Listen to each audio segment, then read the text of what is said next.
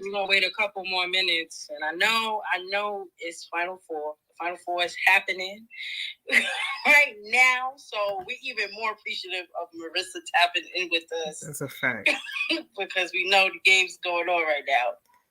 Go ahead, Marissa. No problem, of course. So we're gonna wait another minute, and then we're gonna get started. All right, sounds good to me.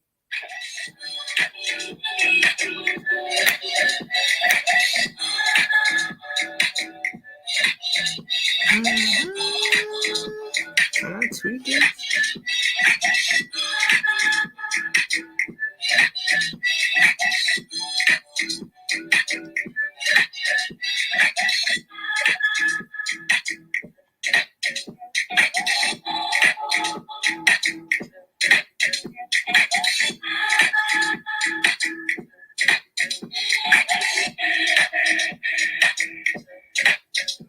All right. Well, like I said, we usually start off with some music. We've been on a K-Tronada kick for the last couple of episodes. But thank you, everyone, for tuning in. My name is Shantae, and I am the co-founder of 21 Titles.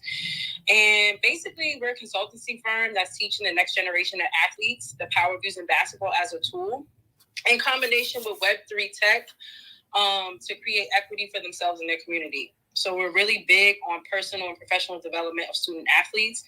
And so we push the envelope in teaching student athletes, parents, and coaches about NIL, health and wellness, tech, entrepreneurship, and professional and personal development. Tonight, this is the last iteration of our Women's History Month Twitter series, which is pretty sad because it went so fast. Right. But we've had the opportunity to really speak to beautiful women that are really paving the way in sports, tech, business, and entrepreneurship. And so this is now, I believe, our 5th episode, and we are sitting down and speaking to Miss Marissa Flagg, and we cannot wait to talk all about her journey and everything that she's doing now. And so, right now I'll turn the mic over to Brittany so she could basically introduce you, Marissa. Yeah. Marissa, thank you for being here today. Very excited to have this conversation with you. And it's been a long time coming. So I'm just going to give you a little introduction, and please fill any gaps that I have missed, and then we'll start the conversation. How does that sound? Perfect. Sounds good to me. Beautiful. Okay. Here we go. So we are extremely grateful to have Marissa Flagg joining us tonight to wrap up our Ladies First Women's History Month Twitter series. She hails out of Queens from the Flagg basketball family, being the only girl out of the 3-member crew. Shantae and I grew up battling against her on the basketball court as she was the fearless and highly competitive leader / point guard of the Roberto Clemente squad, with other notable names that you may have heard, such as UConn's Tina Charles, UMass's Diatima Hill, Syracuse's Bianca Murray, Wagner's Naomi Jennifer, and others coached by the great Cecil King. I also had the grateful opportunity to play with her later on in my AAU career when we both played for Darius Burton on the Long Island Lightning. She is a former D1 basketball player competing at Iona College, finishing her career with a Bachelor of Arts degree in Criminal Justice and Corrections, and an MBA in Public Relations, Advertising, and Applied Communication. She then went on to serve and support student athletes at the Division I level at Seton Hall University, first as the Director of Basketball Operations, where she was responsible for the day-to-day management and operations of the women's program, and then as the women's basketball assistant coach, responsible for the overall development and advancement of a competitive athletic program while demonstrating high moral and ethical standards. Marissa is a highly motivated professional with a positive attitude and a drive to succeed in anything that she does. As an experienced sports executive specializing in athletic administration, effective coaching, NCAA compliance, events, communications, and community engagement, she is also very skilled in player development, social media, and leadership. Currently, she serves as the Director of Player Relations and Athlete Experience at Overtime Elite, the basketball subsidiary owned and operated by Overtime, a brand that builds disruptive new sports leagues aimed globally at the next generations of sports fans and athletes. So again, we would like to welcome Marissa Flagg. We are so pleased to have you tonight.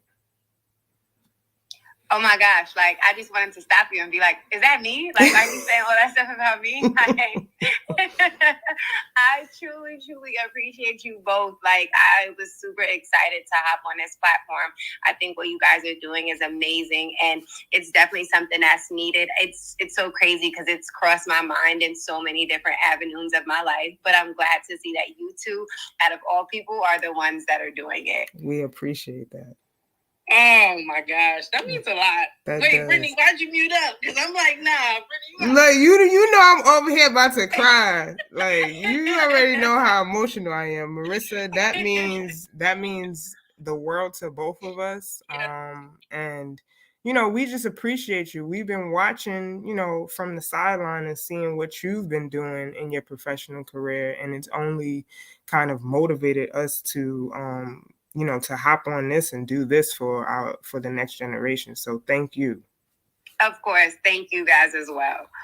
This is beautiful. So tell us a little bit about what made you even, let's go back. Let's start at your sports journey. Like, what made you want to play basketball? Well, like Britt mentioned, I'm the only girl, so I have two brothers, and I accredit it mostly to my older brother. Like, you know, I was a bystander, like literally just going to games and never wanting to have any interest in playing basketball at all. And so one day he was just like, hey, like, why don't you just play? Like, you come to every game, like, you cheer, you up and down the sideline, like, you might as well just play. And literally, like, once I started, like, I picked it up so quickly. Like, I was just a sponge. And literally, like, I was probably, like, in the fourth grade. And I swear to you, by the time I got to the fifth grade, I was like, nice. Like, you couldn't even tell me anything. That's a fact. So literally, it was just something that, you know, I sat back and watched for so many years, and definitely enjoyed it as a spectator. But when I, like, learned how to play and understood, like, what the game was like, it was just, like, sky's the limit after that. Beautiful. Beautiful. That's fire. I love that.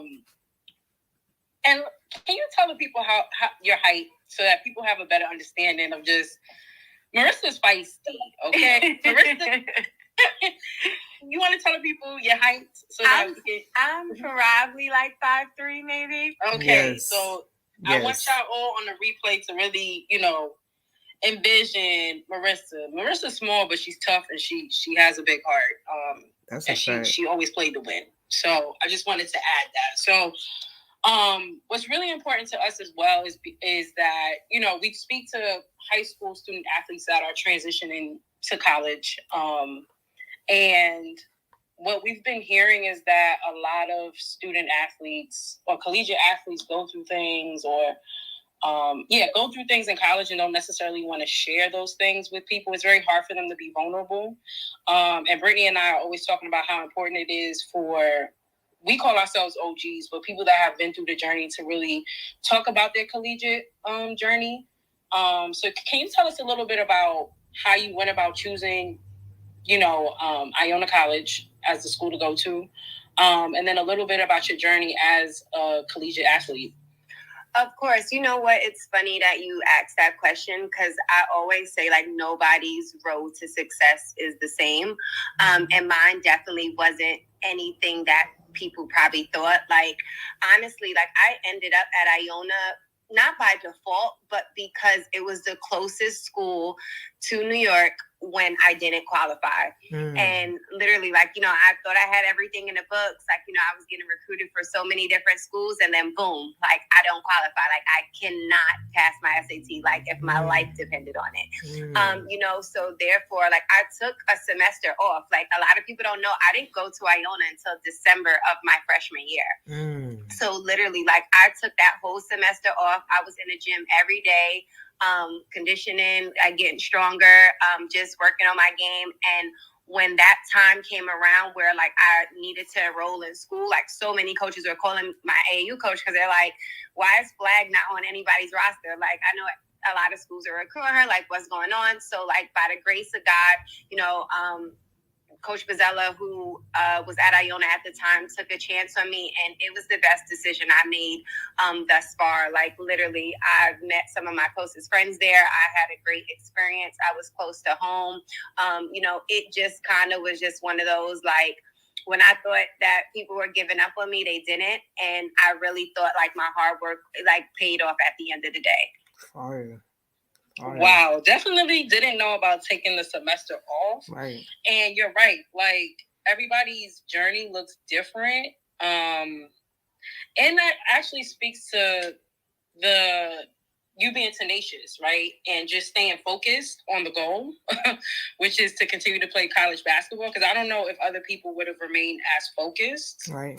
Exactly. If they 10 toes down and then actually move forward with actually playing collegiate basketball. So that's fine. That's major. So tell us a little bit about, you know, you having to deal with any experiences with adversity while being a student athlete at Iona. Well, I guess I would say that the biggest adversity that I had to deal with is just getting injured. Like, I hadn't been injured prior to college, like not even a sprained finger, an ankle, or anything like that. And, you know, I wound up hurting my knee my sophomore year, and I bounced back fine. But it was like different. Like, you know, you're used to just working out all the time and being on the floor and playing, and like just having to sit still to recover was definitely something new for me. Like you said, like, I'm a fighter, I'm tenacious. So like watching practice and watching games, like wishing I could be out there was definitely something different for me mentally. Clearly it didn't bother me at the end of the day, like where I felt like devastated, but, you know, it's the competitor in me that, you know, just wanted to be out there. So I definitely understand that, you know, it's a part of the game. I just hadn't experienced it prior to college. Right. Wow. Yeah. That, I feel like that's also important to talk about. Yeah. Just dealing with just different experiences that you don't see coming while you're a student athlete. And one of those examples is obviously getting injured. Brittany and I talk about often offline how we don't know if a lot of student athletes are able to handle just how their coach speaks to them. Because I know that when I play college basketball, and Brittany can say the same thing, she played for C. Vivian Stringer. So you know, at times it'd be tough, right? Like, yeah, going to tell you some things that you don't want to hear. And I wanted to know if you've ever experienced something like that throughout your journey, and if you could share that, and just some feedback or advice you can give to young student athletes that may be having a difficult time and really just moving forward after their coach may communicate something that they don't necessarily want to hear. And yeah, I see it from both sides of things because I coached for 9 years and then I played in college as well. Like, I can speak on both perspectives. You know, when I was in college, I thought I knew everything. Like, I didn't think my coach knew what he was talking about, you know, and I think we all go through those stages. But ultimately, like, it's constructive criticism. Like, you know, we have to be able to be coachable. And I think, you know, that's something big for student athletes nowadays. Like, just being coachable and understanding that, you know, if someone's saying something to you, clearly it's for your best interest. And I know, you know, at our young ages, we don't always see it like that. But it definitely is tough. And then ultimately, too, you know, you put yourself in a deeper hole by not listening or not, you know, doing the things that are supposed to be done, you know, as a teammate, as a player, like a coach relationship, like so many different things. And, you know, on the other perspective, me as a coach, like, you know, I got it, like, you know, and I just told my testimony to my players, like, you know, so for whatever it's worth, it was a better line of communication and respect, and, you know, being able to relate, I think helped a lot. Not saying it was always effective, because, you know, you're in your emotions, you're in your feelings during games. But ultimately, like, when you know that somebody truly cares about you and your well-being, the information is like received a little bit differently. Beautiful. That's a fact. And I love the fact that you have the experience of being on both ends of the spectrum as a previous student athlete and then as a coach. And it's so funny, like my former boss at Seton Hall, he would say like, oh, now you want to listen, now you want to, you know, understand where I was coming from, because he saw that I was getting it as well too. So it's funny how things come full circle. Right. But, you know, if you knew then what you knew now, we would be totally different people. So, you know, it's just being able to look back on things and really understand, you know, where you were and where you're going. Fact. That's a fact. And I love that. And that kind of brings me into my next question. Like, you know, what made you want to enter into coaching after playing at Iona? Tell us a little bit about that transition. So ultimately, you know, when I graduated school, I went to go play in Puerto Rico for one season, and it was great. I wound up coming back home and got injured playing in West Forth, unfortunately. And then I had to figure out life. Like, I really thought I was going to play basketball for the rest of my life. Like, you couldn't tell me that I wasn't going to make some type of money doing something, anything. Not too much WNBA aspirations, but I knew like I would play overseas and keep playing. And then, you know, life hit me. And then I decided, like, you know what, I'm going to go back to school. I'm going to go get my master's. I'm going to work and figure it out. So literally went back to school. I wound up working at Madison Square Garden as well too, in the community relations department, which was a great experience for me while being in school, because it was PR and that was my master's degree. I also coached at St. Anthony's on the freshman team, and then I worked a night job in Brooklyn at a sports center. So literally, like, I was just work, just trying to make do and, you know, like grow up basically. And then as I was working, my former head coach at Iona wound up getting the Seton Hall job, and he called me, and we always had a great relationship. Like, and that's another thing I would tell student athletes as well too. Like, when you're in school, like, make connections, like, be a good person. Like, you know, people really reward you if, you know, you're genuine at the end of the day. And even though him and I bumped heads on the courts, like, he knew I just wanted to win. I just wanted to compete. And, you know, we kept in contact over the years. And literally when he got the job, he was like, I couldn't think of any better person to come with me on this journey, knowing that, you know, it was going to be difficult. It was a different dynamic of players, like, but he knew I'd be able to relate. I would keep it real. I would work hard. And, you know, those are all the traits that I showed in college. And it was like probably another great move in my life that I made. I had no clue what I was getting myself into, just because it was at the collegiate level and I was only coaching high school. But I knew that it was something that I would like tackle like head on, and I would just be the best version of myself. And it wound up being, you know, one of the best things that I've decided to do. I stayed 9 long years there, and they were all cherished. Like, literally leaving was probably one of the hardest things I had to do in my life, because it's hard. You know, you start there as a young woman. I was 24, maybe 23, 24. And I just left a year ago. So like, that's a long span of time. Like, I grew up there. I matured a lot. I looked at life a little bit different. I wanted to be a role model. I wanted to be that type of person that I practiced what I preached. I felt like, you know, I couldn't tell my players not to do things that I was out here doing, and vice versa. So, you know, it just made me look at life in so many different ways. And, you know, I grew, you know, as a coach there. You know, I had aspirations to be a head coach probably like my last couple of years. And so, you know, I decided that I wanted to do something else, but it was so many different emotions and angles along that journey post-graduation. But I'm thankful for every experience that I went through, because I wouldn't be where I am today without them. Right. Yo, you drop so many gems. Right? You know, tell everybody how important connections really, how it goes a long way is really important. That's something Brittany and I always talk about. Thanks. And then just leading with or standing on integrity. That's essentially what you were talking about throughout your 9 years at Seton Hall. And I didn't even know you was there for 9 years because I feel like it was just the other day you started. Oh, tell me about it. I don't know where the time went. And like literally, it was going into my 10th year that I left. And I'm just like, how? Oh, my like, goodness. How did that happen? Wow. I did not realize it was that long. That's amazing. That's crazy. Brittany, do you have any questions? Because I can keep going. Nah, go ahead. I'm enjoying the answers, and I'm enjoying the conversation because, like, Marissa, when we talk to you, it's like talking to family, right? Like, of course. And she's saying and kind of reiterating all the things that we kind of talk about offline, like the relationships gem that you just dropped. We talk about this all the time, and kids look at us like we got 5 heads when we say that. Like, it's very important that you build relationships with people and that you keep in touch with people and that you're a kind person, right?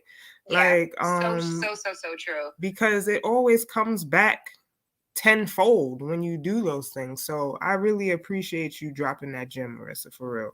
And you know what else, Britt? It's crazy because I think sometimes kids think that their talent is going to get them through whatever door that they enter. And it doesn't work like that. Like, ultimately, like through my years of coaching, like some of our most talented players weren't the nicest people, and it didn't get them far. Like whether it's in their basketball career, whether it's post-graduation and you're trying to find a job in athletics or things like that. Like, people remember that. And, you want to use myself as a coach or other coaches or people that you encounter with as references. And, if they can't sit there and advocate for your success, then, you got to look inward and understand that, you're clearly not doing something right.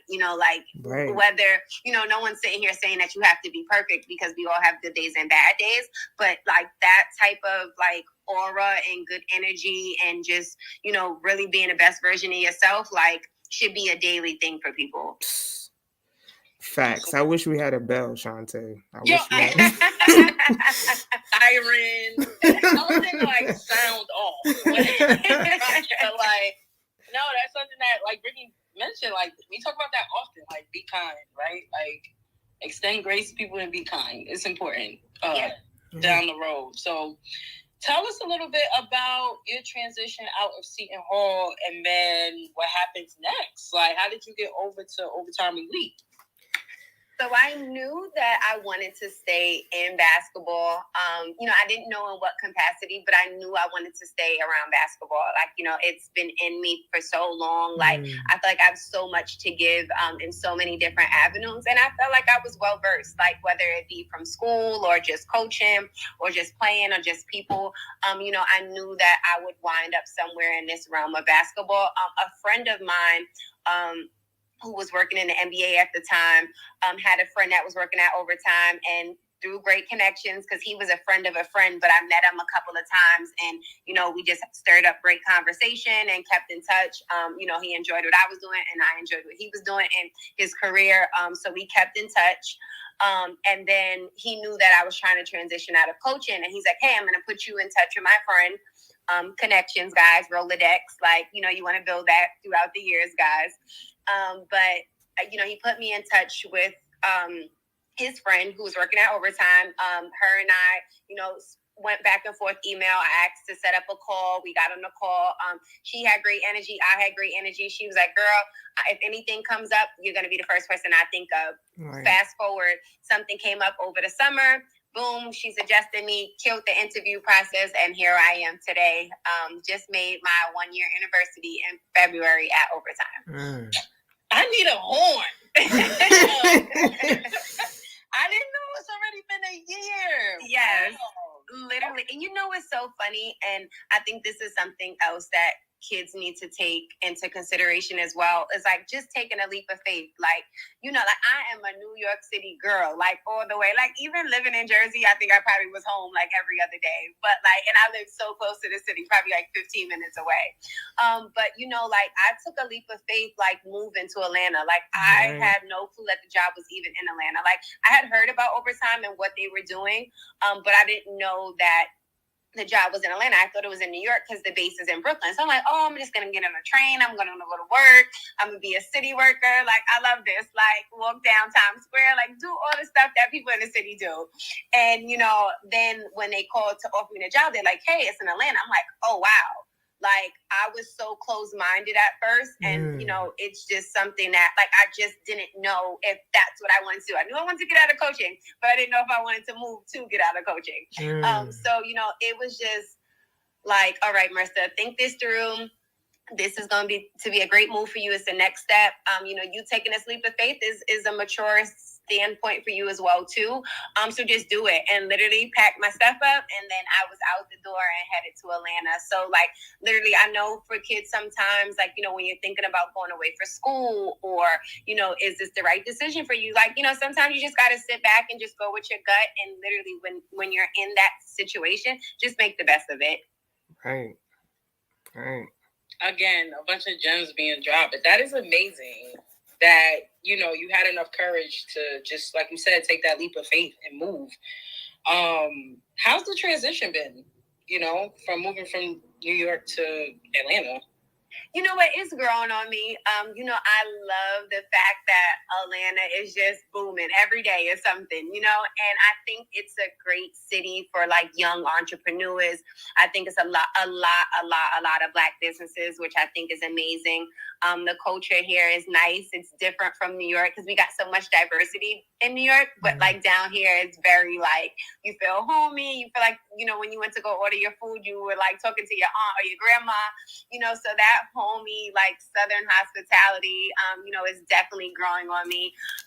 Work-wise, it's been great. Like, I love the fact that I'm in a position and I work for a company that is, I guess you can say, like a startup in a sense, but like a really, really big startup that, you know, allows you to grow with the company. And, you know, it's only been, this is year 2 for Overtime Elite. And I felt like in my 1 year being here thus far, I've done so much. And it's one of those companies that you're not confined to your role. Like, you know, you're helping in so many different aspects, and they use you for your strengths. And I think that's the best part about the job. Like, you know, when your expertise is needed, you know, the door is wide open. And then you also, too, get to interact with athletes day to day. And I think that's the biggest thing for me. Like, I'm a relationship builder. I love working with people, especially young adults. And it's put me in a setting that I'm like able to relate and, you know, be an influence and just really guide these young men that we have at our program, like down the right path. And that's also something that like I was a little bit concerned about because I just went 9 years coaching girls, and now that I'm transitioning working with high school boys, like I was a little bit nervous, but I was confident in myself that, you know, I was like, I'm great with people.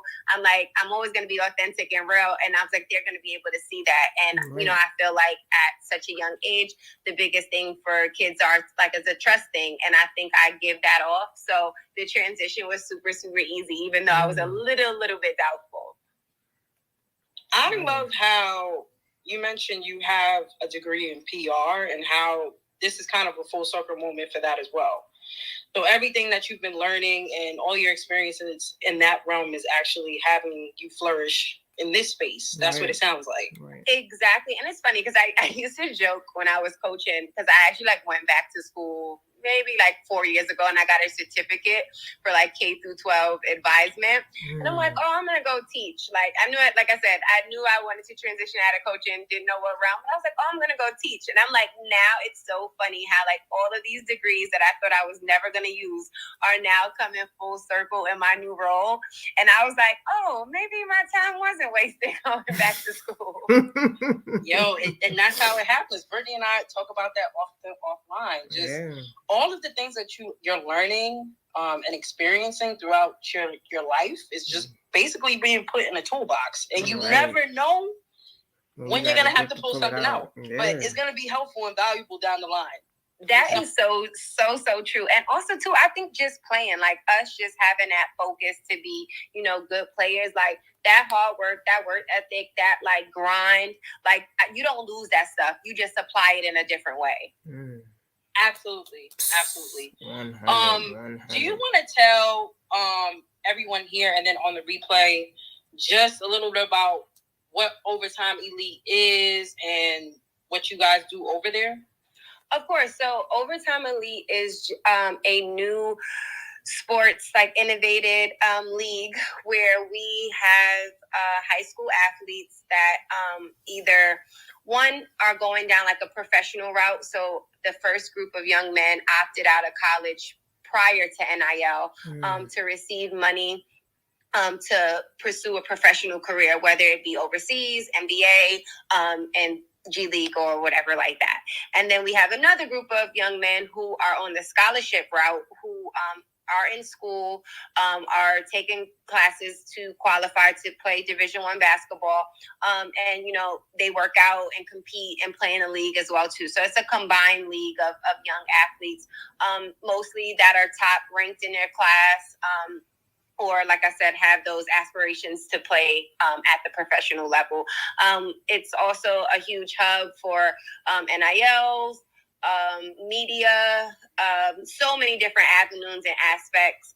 It's great because, honestly, these kids get so much exposure to what the next steps of their lives are going to look like, whether it's the college route or the professional route. I think we do a great job and with our media training and our pro habit sessions and just having them understand the business that they ultimately work for. Like, even though they participate as athletes, but they're employees. Like, so just having them understand what the business side of things looks like, understanding that, the people in the building are all there to help them in so many different avenues and that they can lean on everybody in the building. And I think that's the great part, because it's not the things that you get at your average high school. It's intense, it's high level, and it's so much exposure. I love that. And I just love the space that we're in just sports. And I wish this probably would have happened years ago when we were playing, and I'm sure tell me about it. And I'm sure that student athletes even before us probably feel the same way now that they're older. But even though I have an idea of how you may feel about the NIL, I would love for you to speak about a little bit about your thoughts around the NIL, and any pros and cons you see in the NIL realm.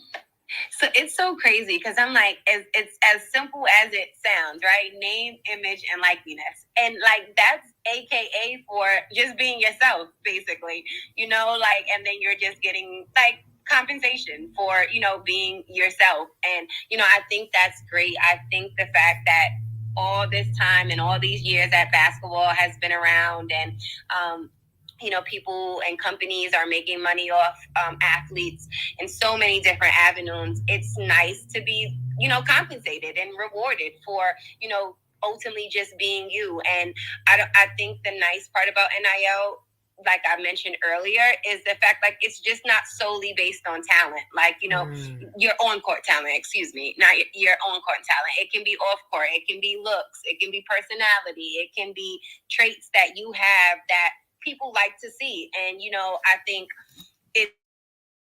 we dig deeper into the social media where, these young athletes are promoting themselves, like, whether it's through video or whether it's through, their posts, or just doing things that they like to do, and people are really taking heed to that. So I love that this space has been created. I hope that there are no hiccups in the midst of it. I hope people really stay true to what the meaning of it is, and allow these young athletes to really flourish post-graduation and during their time at school. And I just hope that, the kids that aren't like on that NIL wave really find a way to, really tap into things that they like. Because, I think you hear people on their journey into their careers say, sometimes I didn't make any money, or I interned, or whatever it may be. So like, no discouragement amongst, schools or players or things like that. Like, really just focus on like that simple meaning of name, image, and likeliness and applying it the best way you know. Right. Yes, and we wholeheartedly agree with everything you just said. It definitely, the NIL definitely allows like a showcasing of these student athletes' personalities. It's not just solely based on talent, which is amazing. And Brittany and I have been talking about this offline and then also on live, just all the opportunities that are being made available to these student athletes. And it's just a beautiful thing to see. And like I mentioned before, I think that this is something that should have been done a long time ago, but I am happy that we are here. Right. Of course. Yeah. Brittany, do you have any questions? No, you keep going, girl. Okay. we vibing. So what is some advice that you would give to your younger self? And then what is some advice that you would give to student athletes now? My younger self, I would definitely say be more receptive. Like, I think, I think my setbacks were my own. Like, I wish that I would have focused a little bit more. I really pat myself on the back, sometimes or when having conversation that to say, hey, I've accomplished way more than a lot of people that, I grew up with or that I know. So, sometimes I got to stop being so hard on myself. But ultimately, I wish if I knew then what I knew now, I would have made so many different decisions. I would have tackled things a little bit differently. My mom's in here now, so probably listen to her a little bit more about things. But ultimately, I feel like I've done so much, and I just wish I could have done more. And I think, to your point earlier, that's just me. That's just who I am. If you know me, that's me. I always want more and better for myself. So I would say that for current student athletes, my advice would be, one, hard work. I've seen in my years of coaching, how much hard work really pays off at the end of the day. Literally, I've seen kids come in as freshmen and literally leave as seniors with so many different accolades, growing as a person, off the court. It's just little things that, you probably didn't really take heed to, really start to really blossom and flourish by time, you're a senior and that, you put the work in. And I always say the grind, it doesn't cheat. When you grind, you get great results. And I also would say to student athletes as well too, is walk with confidence, walk in every room, how you want to be portrayed. And that's whether it's speaking with your coach or speaking with your teammates or your athletic director, whoever it is, when it's time for you to intern, just walking in rooms with confidence, it goes a long way. Literally, people can see that. And I think sometimes we let our on the court performance affect our off the court actions, and it shouldn't be like that. That shouldn't ever be taken away because you don't perform well on the court. And it's, if you use those tools to kind of really mold yourself and really build on what your next steps are, I feel like you can't be denied with the hard work and the confidence that comes with that. Thanks. High level gems. High level advice for people in general, right? You don't have to be a student athlete to really receive what you just drew down. To be honest. Oh, for sure. For sure. Oh, those were solid. That was solid advice. So another question I have is, with the advancement of just the student athlete experience, just with the NIL and then everything that you guys are doing at Overtime Elite, how important is it for student athletes to think beyond the sport at this point in time? I think it's huge. I always say the air and the ball is going to deflate one day, whether we want to accept it or not. So also just tapping into the things that interest you, whether it be things outside of basketball, don't put them off to tomorrow. Literally, take the time to really tap into those things as your journey is going, as you're playing. Anything that interests you, go for it. like we're in a tech savvy world, like everything's on the internet. So if you want to learn, you go on there and you'll figure it out. Like never limit yourself to the things that interest you. And I think, and I guess I could talk for myself. Like, I wish I would have, while I was in college, tapped into some of the things that interest me. Like, I think I'm doing it now as an adult. But whether it be like music or fashion or things of that nature, just really like tapping into those lanes and avenues, and then allowing yourself to, later down when, you're not playing basketball anymore, to really feel like you're not just playing catch up, like you've been through this process and keeping yourself updated all the while you were playing. Right. That is something that, again, Brittany and I talk about often. Like, hello, join me into y'all chats, because yes, we all on the same page. That's a fact. We were just so focused on basketball growing up, even before college, right? Like, we would be in the gym almost every other day, or if not every day. Mm-hmm. On the weekends, you're watching basketball all day. And then college hits, and then you're a gym rat, right? You're a gym rat trying to get playing time. So all we were able to do was focus on basketball. And I think that's the beautiful thing about just the expansion and the growth of the sport, right? Like where we're at now, these student athletes are able to think about things beyond just what's going on the court. People may have other, student athletes may have other obligations. They may have to show up to fulfill their NIL obligations. They may be, having to have meetings, and whatever it is, like everything is exposed to these student athletes, and I really wish we had that opportunity, but of course. Yeah, and also too, I think the verbiage has changed. I think it used to be like life after basketball, and now it's life during basketball. Right. So I think that's huge. Like we can see that the narrative is changing just by something as small as the verbiage changing. That is such a good point. Yes, absolutely.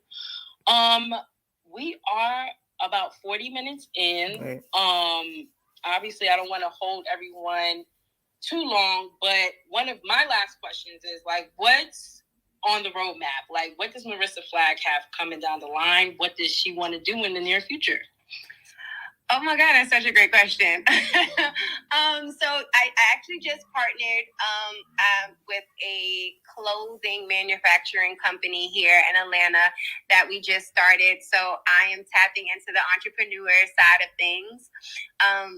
For all like screen printing, embroidery, DTG, like all of that stuff. Like I said earlier, I love fashion. So it's nice to be able to be in a setting where things are being created. So I'm super excited about getting that off the ground. It's fairly new, but it's booming and it's getting there. And, back to my original statement about using connections and ties to get business, I think is huge. Leaning on friends and people that I come across during my journey is nice to help the business grow. So I think that's dope. Even though I'm newly fresh to overtime, I am working on some things to just grow like the student athlete experience. Like, I really want these guys to walk out of here like being well-rounded. So my mind, like I stay up at night thinking about all the things that I can provide for them, just to be great off the court. So those are some of the things that I would love to get into works. And then also too, like I said it, and I've been saying it for years, like I want to do so much more community work, just giving back, like more than just clinics and, showing my face and speaking engagements. Like, I really want to put something paper to pen that, can go on, whether it be like something annually or, just really real good events that, like you guys can come to, myself, like, and just take this show on the road, because I feel like so many people need to hear these stories, these journeys. And I saw, like, when I used to go to the Final Four or like some Big East transition programs that they used to have for their student athletes. But I think like our inner city New York kids like need to hear this stuff. Right. And I feel like we have so many different resources that we can all put together that this could really be a thing. So I would love for that to come fruition. And then ultimately too, like this is like long-term goal. I would love to open like a rec center. That's where I grew up playing. That's where, like, I learned a lot. When my mom was at work, she always come pick us up late.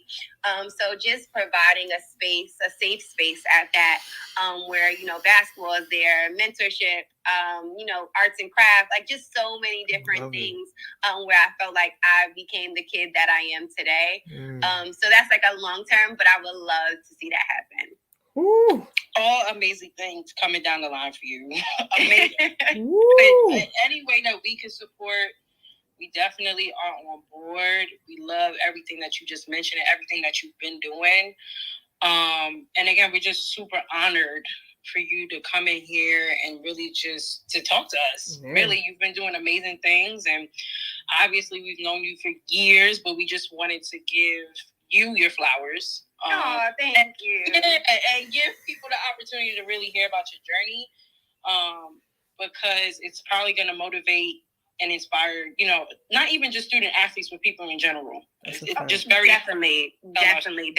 And the fact that you guys even have this platform to educate people, I think is dope. Like, I really think that, it's something that all athletes need to hear, especially from people like us who are a little bit younger, who look like them, and they can relate, because sometimes I think messages get lost when it is not delivered the right way. I feel like kids nowadays are more show than tell.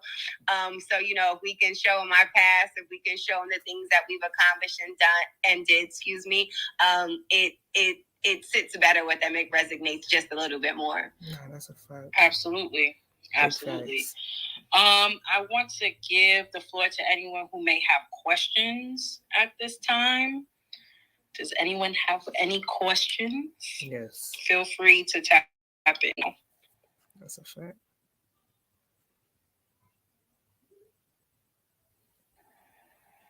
All right. Well, okay. Wait, hold on 1 second. We got one. Welcome. Go ahead, Hoop Dreams. Hey. Marissa, how are you doing? 21 tiles. I don't know. That's a bunch of emojis. Well, Miss Britt. What's up? And Marissa. How you doing? Pretty good. Thank you, guys. I've just been sitting here listening while watching this Final Four.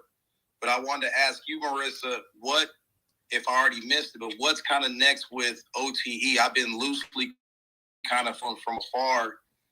God dang it. I don't know if maybe you took her job. There was a girl, Gabby, that worked there before, that worked for Nike out here. I'm from Portland, Oregon. Yes. And so I just kind of followed through her like social media and stuff, but I've never really dove into OTE. So I just wanted to kind of know what was next from what they're doing right now. Sure. So what's next for OTE is we're getting our draft eligible group ready for draft workout. So we have 2 guys that are projected lottery, 4th and 5th, I think, on the draft board. So getting those guys prepared mentally, physically, everything is a big step for OTE. One of our last year's draft eligible players, Don Barlow, is on the Spurs currently. So he was like the first wave of kids that, got into the NBA. So now to get 2 guys on a mock draft for lottery is huge for the company. Great kids as well, too. So I'm super excited that journey is going to happen for them. And then the rest of that draft eligible group, whether they also get drafted or a G League opportunity comes along or overseas comes along, that group will definitely be able to tackle those things. Then as a whole, like our senior group of guys, excited that they'll be graduating school and getting ready to go to all the colleges that each one of them picked, and wishing them all the best in their next endeavors. And just as a company as a whole, from a basketball standpoint, just, expanding the league, hopefully getting way more teams into the league, so their talents can be showcased as well as our guys. So just a lot of growing parts of the company. You can look ahead, another wave of great young men coming into the program that I look forward to seeing grow and flourish as well too. Beautiful. Fresh. I just had a thought come across my head when you were talking. with the athlete experience, have you found that is everything like smooth, or have there been some hiccups just in kind of this generation of player, and then trying to execute all of that stuff that you're doing? I mean, I'm in kind of the same realm. I do basketball development for the last 2 decades, and I can tell you it's a stark difference from 10 years ago to now.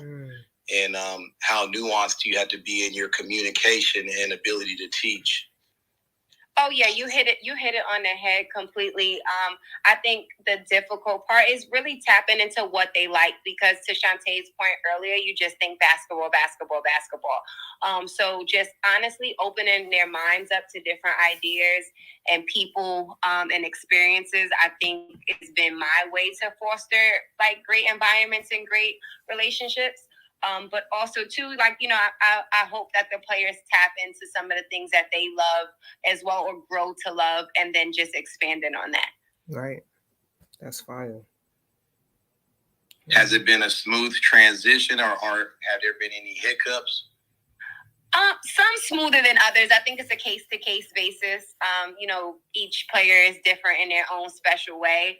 But overall, I polled them on what they wanted to do. Like, what fields did they want to tap in? What type of speakers did they want to hear from? What experiences did they want to have during their time here at OTE? So I think that helps, instead of me forcing things on them, because I think I took the more interactive approach than the educational approach. And I think the interactive portion has an educational piece, but it's not sit down lecture, like people talking at you. It's more of like an experience. We go out in the field. We like recently we took the boys to Turner Studios, you know, where they understood like how game day production is made, and you know, just hosting, because a lot of them said they wanted to get into commentary after playing, like seeing Charles and Shaq and things like that. So just giving them those real life experiences, were very helpful, versus me just sitting them down and watching a movie and telling them that Shaq used to play, so now he can commentate because he's one of the best big men in the NBA history. Like, you know, so just little things like that I think went a long way. Beautiful. So just basically relationship building. Yeah. Being really good at building relationships. For sure. And just putting them in settings where it's more interactive than, you know, lecture, if that makes any sense.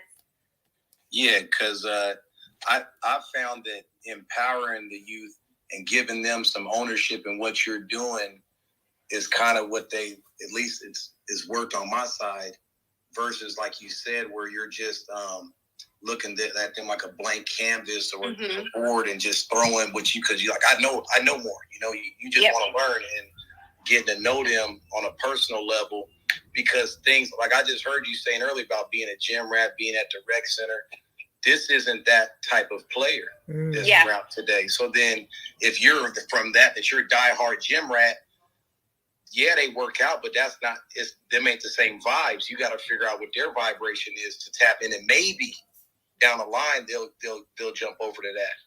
Yeah, I agree completely. That's a great point. And I'm a big believer in meeting people where they are, and then growing from there.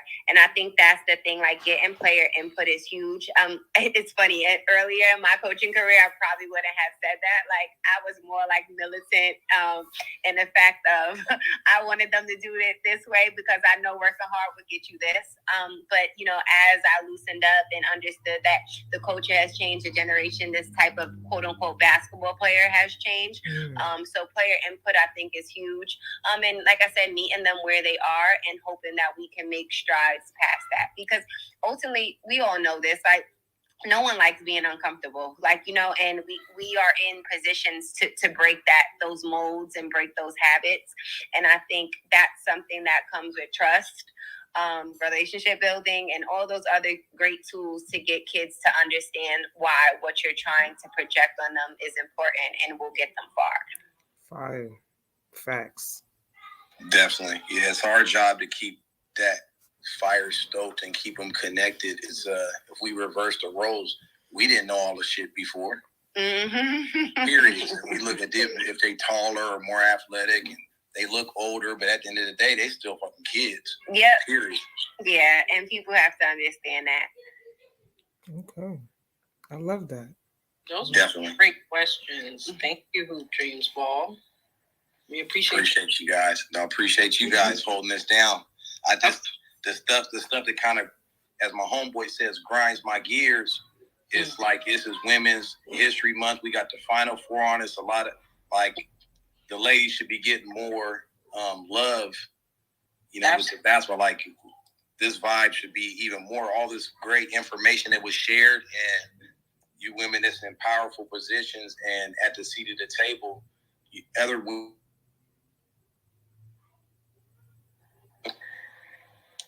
I think you cut out a bit at the end. Oh, I was just saying, other people and other women need to hear this. It's very empowering.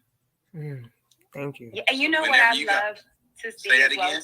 I'm so sorry to cut you off, but what I love to see, and it may seem minute, but just how, like, they say, like, the Iowa game was like one of the most watched games, you know, ever, or, you know, that women's basketball is getting more publicity than ever in years. Like, you know, just little, like, I guess small wins, if that makes sense, I think is great. I see that more companies are tapping into women's basketball as a sponsorship, partnerships, whatever it may be. Just to hear that, I think is great. And, you know, ultimately, you know, we are the ones who probably paved that path. And it's nice to see that and understand that. And hopefully it grows even more. Right. Facts. Right. A little bit goes a long way. So, like you said, like the sharing of, like, stats and the data, and, you know, you seeing the clips everywhere on social media. Social as its pros and its cons. But yes. Where we're at right now in women's basketball, it's really doing its job, and we're definitely thriving, especially in the NIL space. Yes. Brittany and I was just talking about, I think on live, how some data came out, or some report came out saying that women, like female student athletes, just do a better job in just managing social media. So we're like, definitely killing the game when it comes to NIL deals. I think we're right behind football players, which is major. Nice. To be honest. Nice. And yes, like, I hope that we continue to thrive, and I'm pretty sure that's going to be the case, especially because of the season, this past season, or this current season, how this is going. I think it's only up from here. Of course. And, you know, also, too, another point I should have made earlier as well, too. I love the fact that there are more African-American coaches, because I've heard in my coaching years that, like, kids want to see people that look like them. And, like, when they see us in those spotlights, that, you know, we're being great role models, we're thriving, we're connecting, it inspires them to want to do that. Right. In that realm of coaching, or just be a better version of themselves. So, like, I love to hear, like, when people reach out to me about, like, what coaching looks like, or what does it take to coach, or things of that nature, because I just feel like that's the next generation of people who are going to lead our younger kids, and they'll have all the tools and traits to be, like, their best selves. That's another great point. Beautiful. Just something else. If student athletes are listening to this on the replay, that's another consideration that Brittany and I talk about when we do speak to student athletes, when they're choosing a school to go to, or just in general, even outside of school, like, even with your employer. Learning employer, being able to identify with someone that hires you, or people that you may work with, is also important. Yeah, definitely. So that's right in line. And yes, absolutely. Yeah. Any other questions? No. Mama Flagg, thank you for tapping in with us. That's a fact. She's so old school. She probably don't even know how to take her mic off. Her coming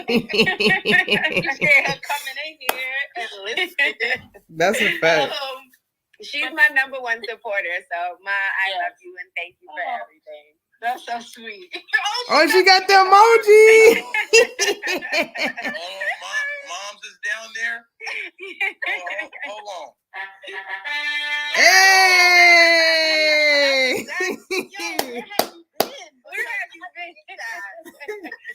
We need that horn, boy. You guys gotta hit me when y'all got spaces. I'll tap in. Spread the word too. We got you. Please. Thank Please you. Please do. Yeah, we gotta let these yahoos know, man. You can't. We got good information right here, man. These yahoos are missing out.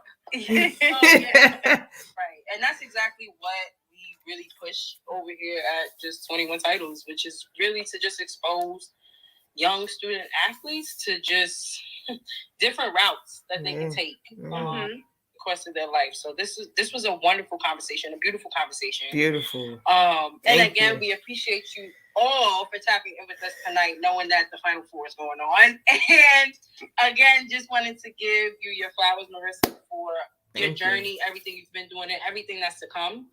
And again, like, we're here to support. So if there's anything that we can do down the line, please let us know. Do not hesitate. And yeah, we just appreciate everybody tapping in tonight. Everybody who's gonna listen to this on the replay. We appreciate you. And this is crazy, but we're wrapping up. This is the last episode of our Women's History Month series.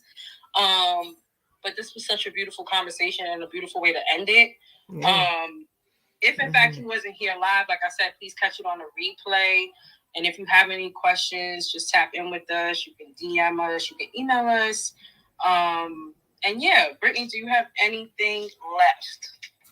The only thing I would say is that please follow Marissa. Please stay, tapped into what she's doing over there at Overtime Elite. It's just great to see people that we know and that we recognize in these positions to lead. So again, Marissa, thank you so much for your time, and thank you to everyone that was in here listening and to everyone that will listen to the replay. We appreciate you. Thanks, guys. I truly appreciate you guys. And like I led with in the beginning, like, I'm so happy that you guys are leading this space. Sky's the limit. Like, all the information, conversation that you guys are going to give out is going to be so valuable to everyone that's listening. What two better people to lead this platform, because not only your experience, who you guys are as people, your family, everything that's involved with you two. I'm really, really looking forward to what's to come. And guys, whoever's listening, like they said, follow me. No, follow them and their journeys and all the people that are going to come on here, because I know they're so intentional with who they choose to come on this show. So if that's the case, then, it's always going to be gems dropped, good information to have and to share with others that are around you or that you may know. Beautiful. Thank you so much, Marissa. That really does. We appreciate it. And just how we started, we end with music as well. So please enjoy the music and catch us on the replay. And then we have a Twitter space. Thank you for tapping in with us, and have a good night, y'all. Thanks, everyone. Good night. Marissa. A little something for Mama Flagg on the Jumbotron.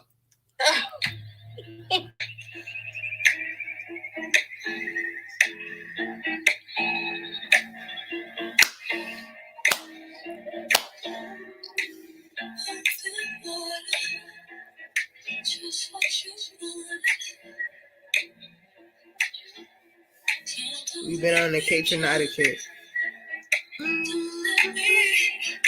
Again, we just finished up our interview with Marissa Flagg. It's on our YouTube page, so you can go to 21 Titles Bronx and find it there. We will be posting the full audio in our bios very, very soon.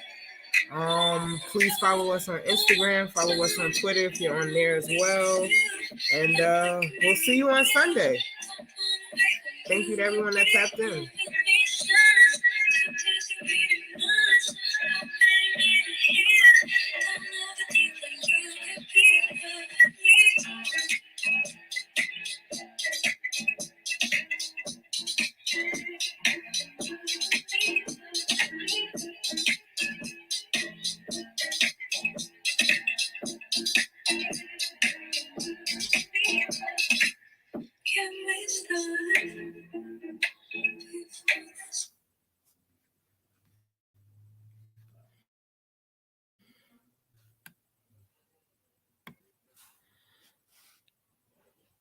That was great.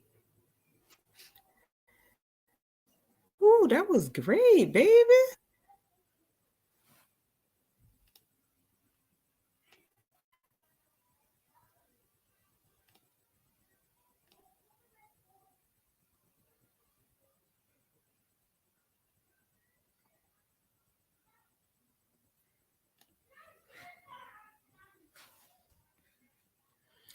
Catch us on Sunday, y'all. Thank you for tuning in.